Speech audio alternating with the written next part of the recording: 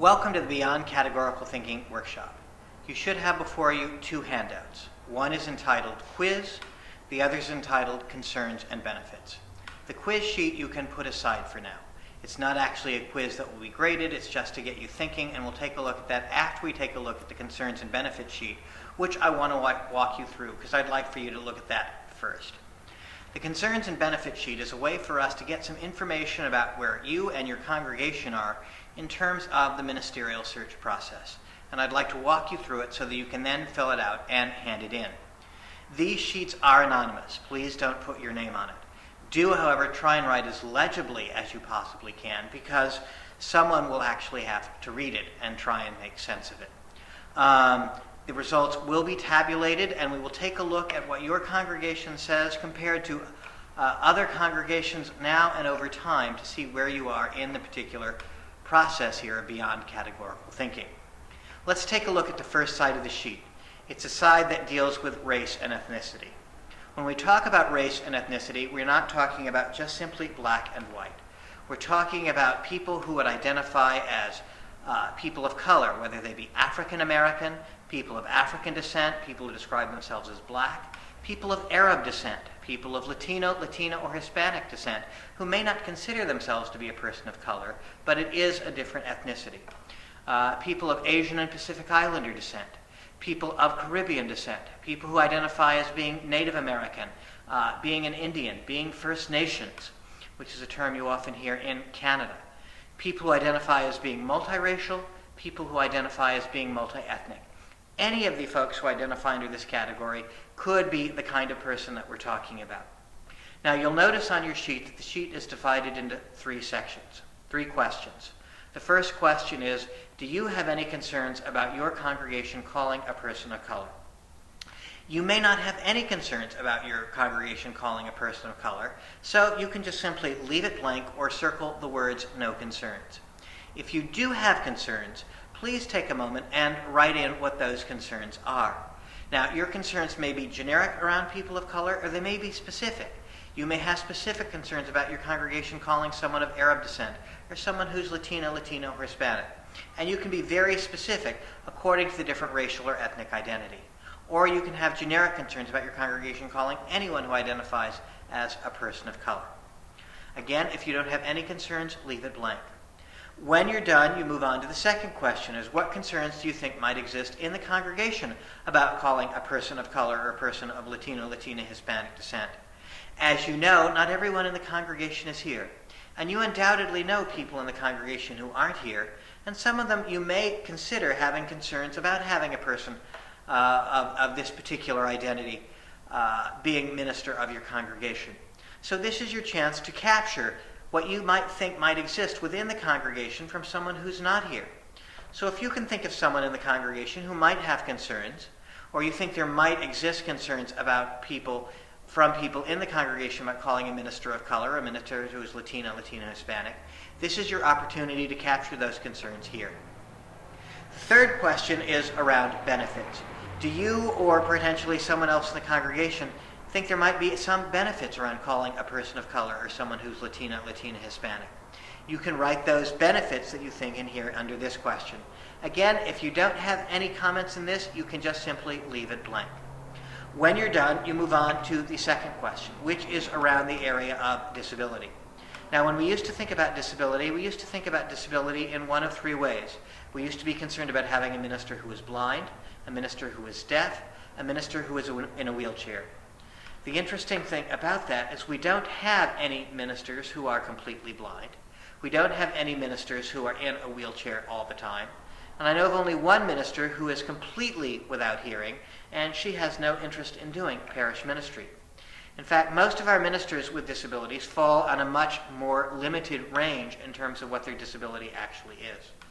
We have ministers who have some sort of vision impairment, meaning they're not allowed to drive at night, or they may be considered legally blind, or they may have some vision difficulty. We may have ministers with hearing or speech issues, which means they have a hearing aid, or they have some sort of speech impediment that they have to work around. We may have ministers who have some sort of mobility issue that requires them to be in a scooter for part of the time, but not all of the time, particularly over long or difficult distances. We may have people who need special railings to help them get upstairs or up hills.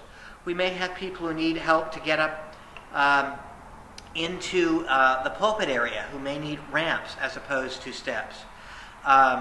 We may have people who need walkers or canes to help them get around. We also may have people who have different kinds of disabilities. And let's talk about what those might be. We might have people, for example, who have some sort of emotional disability. These are people who live, for example, with things like depression or addiction, something that we don't necessarily see, but we notice and wonder about. We might have people with some sort of cognitive disability, people who have to deal with something like dyslexia or attention deficit disorder. We might have people who have some kind of invisible disability, which we can't see, something like epilepsy or diabetes. So when you're thinking around this particular section around disability, expand your mind beyond deaf, blind, and wheelchair-bound to people with a variety of disabilities. Now, again, you have the same three questions. If you have some concerns around calling a minister with some sort of disability, please list that concern. You can, again, be very generic or very specific to a particular disability. For example, if you have a particular disability about calling someone who is in a scooter or someone who is diabetic, please list that specifically. Or again, it can be generic. Then you move on to the congregational concerns. If you know of someone in the congregation or suspect someone in the congregation might have concern around calling someone with a disability, you can list that here. Or you can leave it blank. And then if you can think if there are any benefits to your congregation calling a minister with a particular disability or with a disability in general, you can list that under the benefits section. Then you turn the page over and move to the section on sexual orientation and gender identity. A word about that. There is a difference between sexual orientation and gender identity. Sexual orientation is about who you're attracted to, whether you be heterosexual, gay, lesbian, or bisexual. Gender identity is about what you understand your gender to be. It can be male or female, or it can be transgender. Now, transgender is an umbrella word which often covers people who identify under one of these four subsets. It can be cross-dressers. These are people who like to wear the clothing of the gender that they do not see themselves as. In particular, this applies to men who like to dress up as women, though there are some women who dress up as men. What is interesting about cross-dressers is most of the people who identify as cross-dressers identify their sexual orientation as heterosexual. They just like to dress up in women's clothing. It actually makes them feel better. There are some gay men who like to dress up in women's clothing, and they generally do this for different reasons. They generally do it because they like to make fun of the gender they understand themselves to be, and some people actually use it as a way to make a living. There are also people under the transgender umbrella who identify as transsexual. These are people whose mind and body disagree about what their gender actually is. They may be born into a male body or a female body, but their mind may be telling them that they are a different gender. Often these people go through a procedure to actually appear differently, sometimes involving surgery, sometimes involving hormones, sometimes it's simply about dressing as the gender they want themselves to be because the procedures to get themselves surgically and medically altered is just too expensive for them. We also have people who identify as transgender or third gender or androgynous or as genderqueer. These are people who say they do not fall inside the typical male-female boundaries around gender. They see themselves as either being both gender, neither genders, or both male and female, and neither male and female at the same time. And they may refer to themselves as transgender or genderqueer. The fourth category are people who identify as intersex. And these are people who used to identify as hermaphrodite, but the people who identify themselves this way now use the term intersex. These are people who have been born completely or in part with both genitalia, and often their gender was determined before they had a chance to weigh in on what their gender is. So when you're thinking about transgender, those are the different identities for transgender that you might want to think about as you're filling out this particular section. So again, you have the same three questions. If you have any concerns around calling someone who is gay, lesbian, bisexual, or transgender, you can list those under the personal concerns. If you have no concerns, leave it blank. If you have specific concerns around someone who's bisexual or lesbian or gay or transgender, you can be very specific to that particular identity.